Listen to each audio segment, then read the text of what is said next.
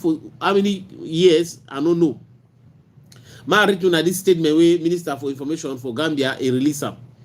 The government of the Gambia informs the public that Mr. Issa Tchiroma Bakari arrived in the country on the 7th of November. Mr. Bakari is a Cameroonian opposition leader. When I say consider Issa Tchiroma now like opposition leader who contested in the recently conducted elections in the Republic of Cameroon.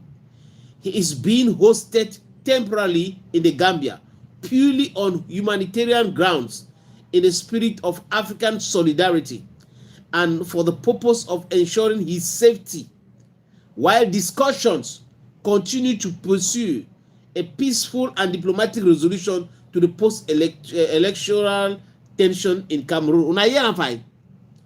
The government of the Gambia reaffirms its commitment to the sovereignty and territorial